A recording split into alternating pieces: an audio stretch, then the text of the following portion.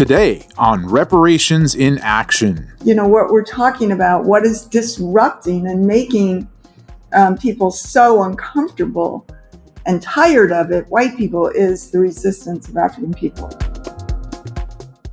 You're listening to Reparations in Action. Reparations now! Uhuru. You're listening to the Reparations in Action podcast and FM radio show, the White Lies Shattered series. My name is Jamie Simpson. White Lies Shattered is a program of reparations in action exposing the insidious lies that we tell ourselves as white or European people about the nature and origin of America and the current social system. We believe reparations to African people is the key question of our times and is one that demands action on the part of European or white people. As always, we'd like to salute Black Power 96, where this show is aired and recorded for our podcast weekly. This week, we are summing up the recent acquittal of Kyle Rittenhouse, the 18-year-old white vigilante who murdered two protesters and seriously wounded a third at a protest over the police shooting of Jacob Blake in Kenosha, Wisconsin in August of 2020. This verdict, this acquittal, has reignited protests and outrage over the impunity with which white cops and regular white citizens have been able to murder African and indigenous people. It is of note that the three people Rittenhouse shot were white people who had been mobilized by the resistance of Africans to colonial terror. Joining me today to sum up this historical moment are Penny Hess, chair of the African People's Solidarity Committee and author of Overturning the Culture of Violence, and Jesse Nevel, chair of the Uhuru Solidarity Movement. Uhuru, and welcome back to Reparations in Action, Chair Jesse and Chairwoman Penny. Uhuru, Jamie. Uhuru. It's so exciting to be here, and Uhuru, Jesse. Uhuru to you, Chairwoman Penny, and to Jamie. Great to be here as always. And I'm so happy that you're back with us.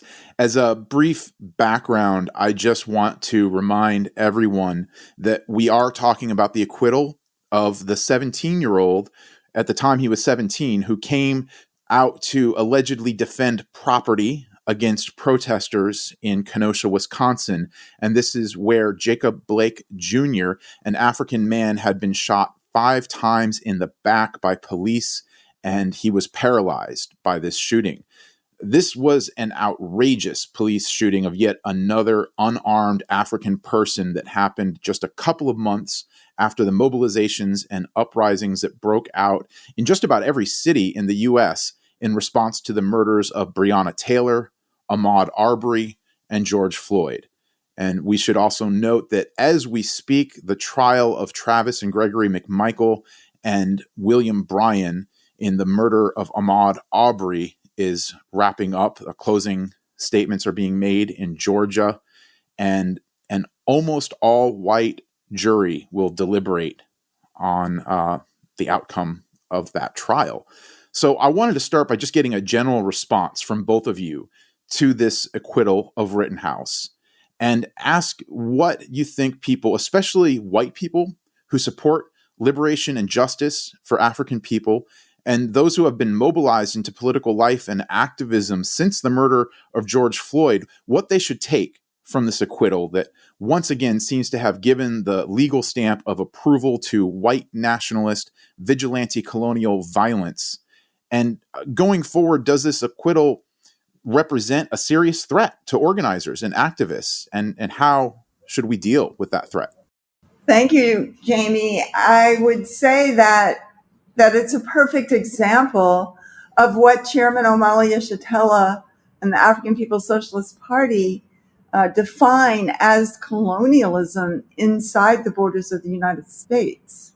That the conditions of African people are without power, are facing whatever the colonial U.S. government wants to inflict on them, and whatever decision that the white government and power structure, if you will, want to do. Whatever they want to do to African people, they can do it. And the only time that we see some accountability is when the resistance of African people in one way or another is so fierce that it forces the colonial powers into a particular stand that African people, that the colonized, would be demanding. And we do see this. We see the uprisings of last year in response to the police murders of George Floyd, that were just, thousands and thousands and thousands of people, African people, led by the African working class, marched in protest to that murder, that vicious police murder. And we also saw more white people marching in solidarity than we've ever seen come out before. And it was a powerful thing that forced the U.S. government to have to acknowledge the colonial question, the question of reparations, the fact that this country and capitalism are born from the assault on Africa and the kidnapping of African human beings, the theft of their labor, their brilliance, and turning African people and their stolen labor into a mode of production that is the very mode of production of the capitalist system. I mean, so I just think that this is just an example of this, and we should not be surprised. This is why the struggle for African people has been defined as the struggle for power over their own lives.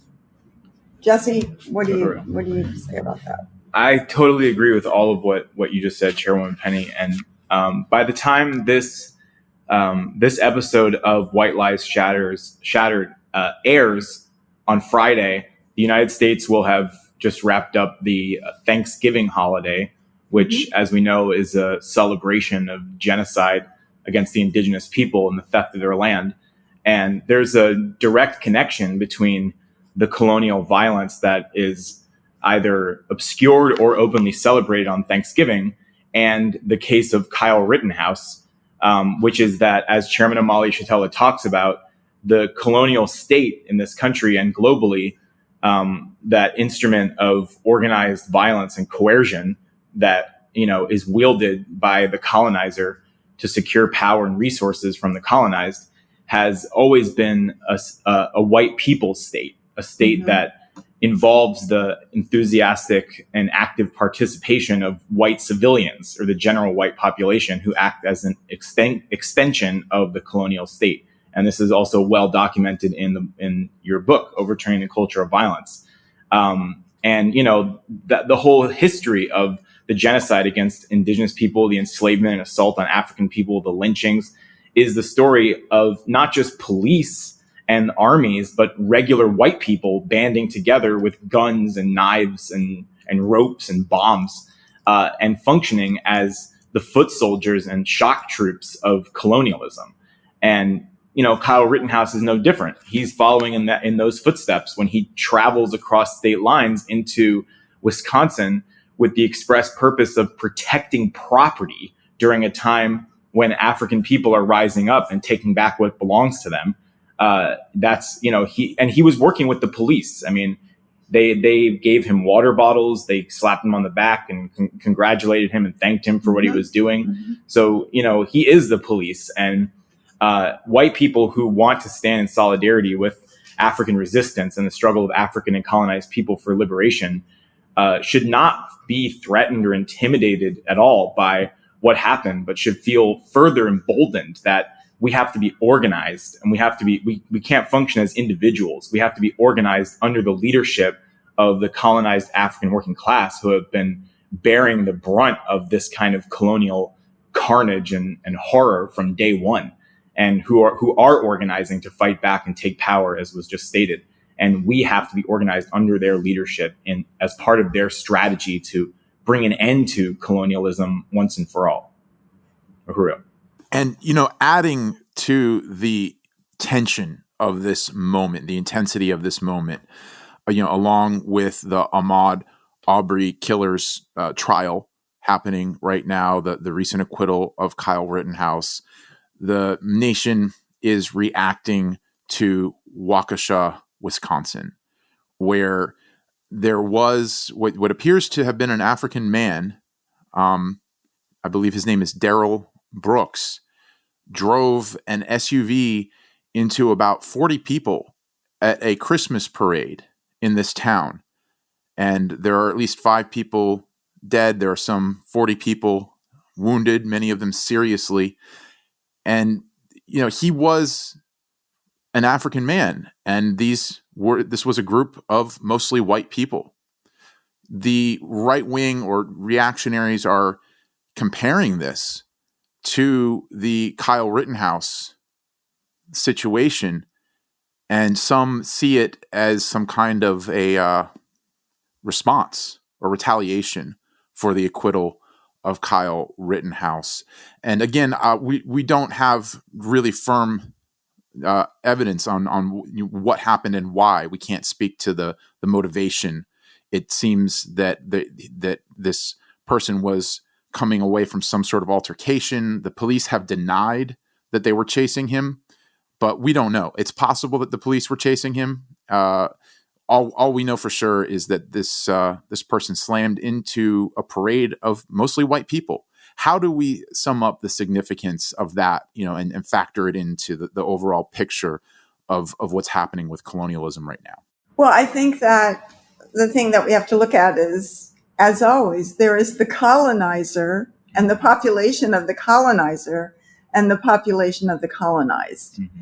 And resistance, conscious or even unconscious, that goes on all the time, or just the response of African people who find themselves totally surrounded by the colonizer population, or even just life itself as imposed upon African people in this country, and the reactions that African people might have to that, is a completely different thing than the colonizer inflicting the terror on African people and indigenous and oppressed peoples around the world. And it's the way that, they always try to say, well, in Iraq and Afghanistan, there were atrocities on both sides. Mm-hmm. They always try to raise that.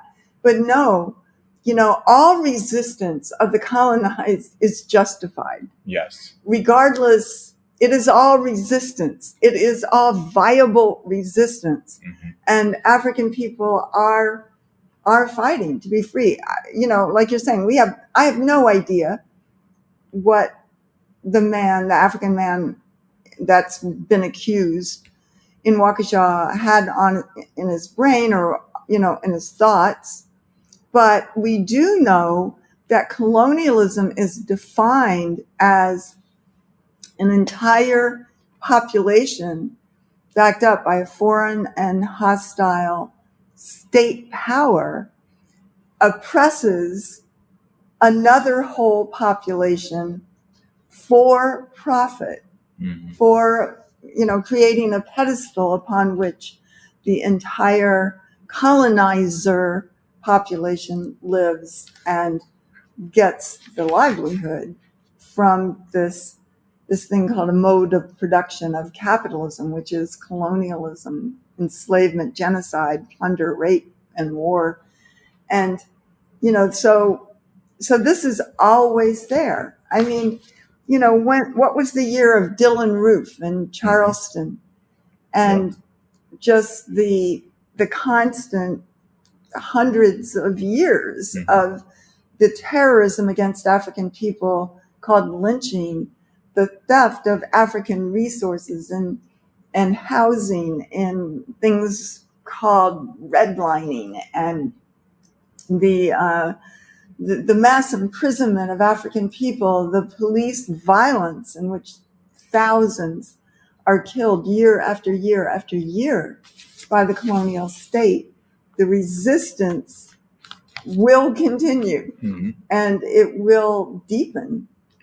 And there is the leadership of the party of the African working class, and Chairman Omali Shatila, that are able to define this question of colonialism and, are educating the masses of African people and leading them to their right to fight for power, to fight for the return of their stolen resources in the form of reparations, and the total liberation of Africa and African people everywhere.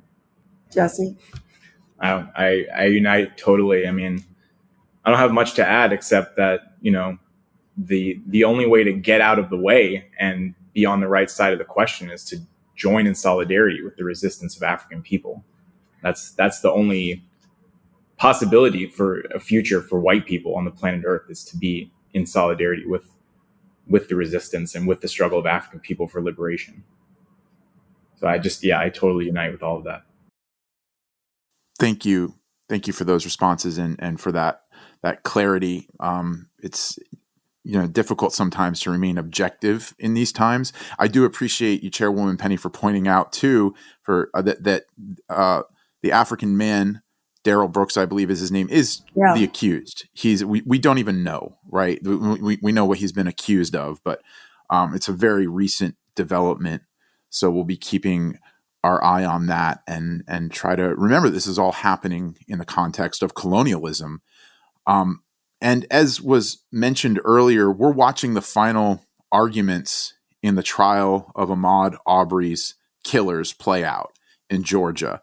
And these three white men are using a very familiar defense of claiming self-defense to justify what was obviously a lynching in Brunswick, Georgia. Rittenhouse also successfully claimed self-defense, as did Trayvon Martin's killer, George Zimmerman, and Darren Wilson, the cop who killed Mike Brown in Ferguson in 2014. They each claimed that they killed the African they killed because they feared for their own life. These white men claim self-defense and successfully avoid any accountability for these murders. In fact, in the case of Zimmerman, Rittenhouse, and Wilson, all received enough financial support from the white community to retire, essentially. Can we talk about this enthusiastic support that we see for white colonial violence from the majority of white people, and the historical role of not only the white police, but regular white citizens in carrying out colonial violence and in defending the colonial state and the status quo of the oppression of African people? Talk about the role that plays in history and in what we're seeing play out today. Well, think about how outrageous it is that an African young person is going for a run and he's gunned down while he's on that run. And in fact, they filmed it. Yeah. They videoed it and put it out as their right to do. And it was in Brunswick, Georgia. Mm-hmm. How many actual lynchings in 100 years ago or 50 years ago happened in Brunswick, Georgia, and other places? I mean, this is probably not that far from where Desi Woods was attacked by a famous case, by the way, of an African woman who defended herself against a white man who tried to rape her and her friend Cheryl Todd, and they were out in Georgia, in rural Georgia, and she grabbed Ronnie Horn's gun and shot him twice to end the attack on him, and she was sentenced to 22 years in prison, but she did not serve all of that due to the incredible worldwide nature of support that was built by the African People's Socialist Party and the National Committee to Defend Desi Woods. So, this is it's just, again, this is colonialism. This is what we see in all of these cases, and I think that there are a lot of white people who are sick of this, who do not want to be aligned with those white people who are fighting to retain colonial power over, over African people, and who want to have a principled relationship, who want to make a self-criticism, who recognize that white people have had the power over African people for any reason at all. Anything that comes into white people's heads is what we have been able to carry out, the power of life and death over African people. So that day is over. That day is over. The imperialism, white power, colonialism is in crisis, and African people are struggling for power and are showing that to sum something up as a question of racism is absolutely absurd. Yeah. It's absolutely it's absurd, because it doesn't change anything to try to, as the chairman Omali Shatella calls it, the Sisyphean task of fighting against racism, going against and changing the ideas in the heads of white people. Right. Our ideas are based on the material reality that we live in, and that reality is being challenged by the fight for power of the African working class.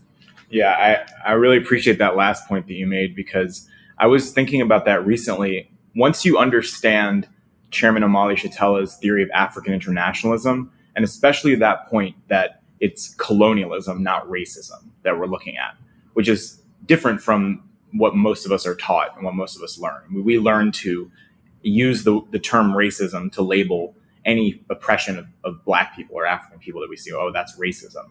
But understanding that racism is the ideas that are used to justify colonialism. It's the ideological underpinning, as the chairman calls it. And colonialism is the actual mode of production, or the system, the relationship that's enforced by state power, that it just becomes absurd. Like, I've seen articles and headlines that are like, the Kyle Rittenhouse trial proves the American legal system is racist. It's like a non sequitur. Right. It doesn't make any sense. Like, what do you do with that? Do you hold unlearning racism sessions with all of the judges in the United States and try to bring critical race theory into the law schools, which they probably already have? Or what does it mean if it's about racism? So it makes it a Sisyphean task. It's just meaningless, and as the chairman says, a self-defeating waste of time. And it's just really empowering to understand the colonial analysis. I just really appreciate that point. Yeah, thank you both. And Jesse, you mentioned critical race theory. I wanted to pick up on that. I think this whole discussion of racism or the ideas in the heads of white people, as Chairman Omali Shatella has called it, is important because, as you both pointed out, it's the system, it's colonialism that creates the need for that ideological justification, and the system of colonial capitalism is under assault. It's not at its strongest point. It is on the defensive, and we see that in so many different ways. One of the ways that we see it currently is the Virginia governor's race, where Glenn Youngkin won, and that represented a serious blow to the Democratic Party. One of the things that Youngkin campaigned on was opposing critical race theory, especially in the public schools. He's, in favor of organizations of parents who want to ban or remove certain books from the curriculum or even from being available to read. I know here in Florida, there was a book on the trans experience that was removed. I believe Toni Morrison's Beloved has been targeted for removal. I mean, the level of intolerance is pretty shocking that these are considered books that are too much of a threat for a lot of white people who claim that they're tired of hearing about discussions of race and oppression, and they just want things to go back to normal. You remember that time, of course, in America when we didn't have to worry about slavery and colonialism, when those weren't factors in public life. I really am not sure what they're talking about, and yet this is the call. So I just wanted to open that up for discussion, see if we can talk about that factor, not only of critical race theory, but of the intolerance, especially among white people, for any criticism of this system. Well, I think that it is important that white people learn and be exposed to the truth of this country and the world and how the system came about through violence and rape and pillage and enslavement and kidnapping and, stealing everything. I think that we do have to learn that. But I think that the conclusion can't be the struggle against racism. That, as Jesse was just saying, that doesn't make any sense. That the conclusion has to be the struggle for power in the hands of African people to make sure that no enemy of the people, be they white or anything else, ever had the power over the lives of African people ever again. Because it's over and over. We see this every day. It's as if we're supposed to be surprised again when there's a Kyle Rittenhouse or Dylan Roof or, another one of these, or we're supposed to be surprised when there's African resistance. But this is what, colonized people do. They resist, they fight, they kill the colonizer, which is truly the only answer. Frantz Fanon said that. Chairman Omali Yeshitela quotes Frantz Fanon. Like, what is the solution? The solution, the colonizer must be wiped out. So, this is the struggle that is going on within in the crisis of this country, and that the only reason that a lot of school systems are struggling around this question of this program that's called critical race theory is because of the resistance of African workers and African people who are demanding, as Chairman Omali Yeshitela has stated for so long, that we have to see the world as it really is, not as we want it to be, not the normalcy of the colonizer, which requires the suffering and class peace or national peace, maybe you would say, of the African population inside this country, and especially the African working class.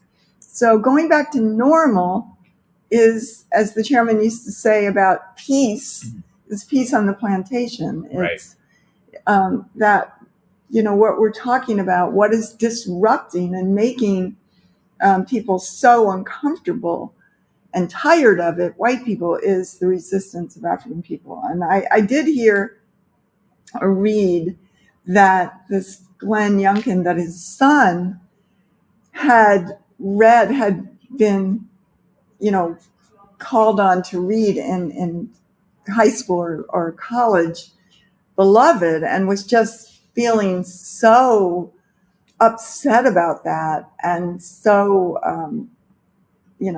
uncomfortable about it, that he, Glenn Youngkin was outraged that his child would have to be submitted to looking at a little bit of reality in the classroom. That white children should be exempt and live in the narrative of the colonizer. Right. And you can't, it's just not going to go back in the bottle. It's not going to be Columbus Day anymore. It is increasingly Indigenous Peoples Day. There's all of the statues of the colonizer are coming down. And that is a step up towards anti-colonial struggle, bringing down colonialism itself. And it's not going to be like, well, 2020 was a year of resistance and 2021 and 2022 are reaction. It's not going to be the pendulum swinging back and forth. Yeah. This is a struggle for power, and it will win all around the world, whether colonized people are in, are the Lakota people in South Dakota, or Mexican people across the border, or African people here, or in Africa, or in the Caribbean, or in Europe, or whether they're Arab people.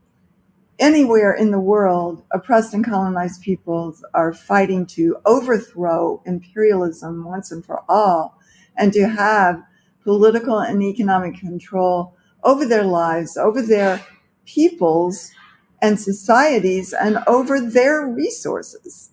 So this is the world today, and African internationalism is the political theory of the worldview of Chairman Omali Yeshitela and the African People's Socialist Party. And to me, it is so liberating for us. It is, it shows the world as it really is. And it's very simple. It's very simple. It's saying that, that it turns the world right side up and is the narrative of African workers and the oppressed. And I think that's very exciting. And so many white people, millions of white people are able to join that and to be part of it. So very good. It's a great period. It's really Definitely. a great period to see this, to see the challenges that are happening in this country and the world. Jesse, did you want to comment on this call from white people to bring things back to normal and stop talking about all these difficult topics of oppression? Well, I think that was very eloquently summed up just now by Chairwoman Penny, and the whole thing about Beloved and Youngkin's son. I don't know how old his son is. Do you know? Is he like 13 or 14? Something like that? I think they actually don't read that book in high school in most schools. I think they read it in college. So that's what I've read. So he's having nightmares. He's a college kid having nightmares. I think so. I don't know. Whatever age he is, I actually read that book when I was really young, Beloved, and it definitely gave me night terrors. It's but you don't run from that. It's it has that effect on you because to some extent, it does portray slavery, and it does portray the barbaric violence inflicted by white people against African people. Mm-hmm. And it is horrifying. But instead of trying to run away from that or hide that reality, that it's, trying to reckon with that is what ultimately brought me into the Uhuru Solidarity movement and wanting to find a way to rectify my relationship to African people as a white person, not just that book specifically, but just in general, learning about, and then learning even more deeply about that through reading Overturning the Culture of Violence and the chairman's books. So I just totally agree that we have to face those realities. And it reminded me of something I heard on the radio recently about Guantanamo Bay, that there's a library at Guantanamo Bay that the colonized people who are detained there, have access to read books or whatever. But the selection of books is extremely limited, obviously. Sure. And the U.S. bans any books that they consider anti-American or promoting anti-American sentiment. And they started listing off what those books were.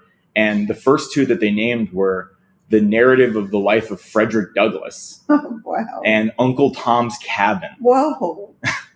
So books about slavery that's what would promote anti-Americanism, which I just felt like that was really revealing about even how the U.S. understands what is the essence of Americanism is slavery, the enslavement of African people.